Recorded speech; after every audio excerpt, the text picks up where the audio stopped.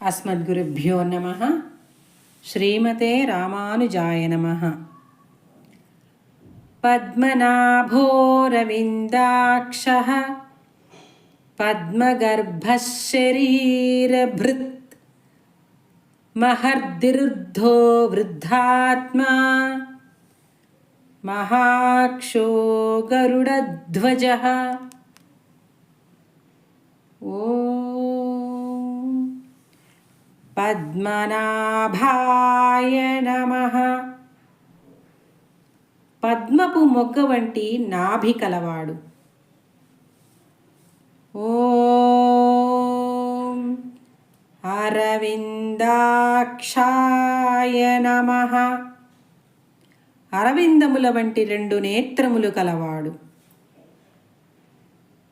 ఓం పద్మగర్భాయ నమః. సువాసన కలిగిన సుకుమారమైన నివాస పద్మము చేతను ఉపాసకుల యొక్క హృదయ పద్మము చేతను లోపల ధరింపబడియుండువాడు. ఓం శరీరభృతే నమః. తనకు శరీరభూతులైన ఉపాసకులను పోషించుచున్నవాడు.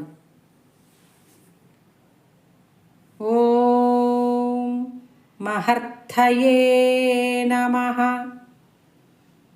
భక్తులకు యోగక్షేమములను కలిగించగల అంతులేని గొప్ప సమృద్ధిని కలవాడు.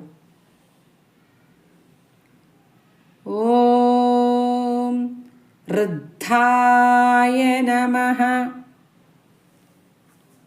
అట్టి ఉభయ విభూతులతో భక్తులకు తుష్టిని కలిగించుచు తాను కూడా సంతోషపడువాడు. ఉభయ విభూతులు అనగా నిత్య విభూతి, లీలా విభూతి. ఓం వృద్ధాత్మనే నమః. ఇట్లు తన ఉభయ విభూతులను కూడా కబళీకరించునంతటి అతి విస్తృతమైన తన జ్ఞానానంద స్వరూపము కలవాడు. ఓం మహాక్షాయ నమః. గొప్ప అక్షము కలవాడు. ఈ అక్షము బండిని, సారథిని, రథికులను మోయును. ఈ సామ్యమును బట్టి ఇచట అక్ష శబ్దము భగవంతుని వాహనమైన గరుత్మంతుని బోధించును.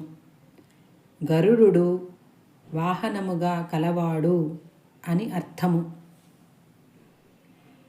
ఓం గరుడధ్వజాయ నమః. ఈ గరుత్మంతుడే ధ్వజముపై కూడా వేంచేసియుండును కనుక గరుడధ్వజ. జై శ్రీమన్నారాయణ.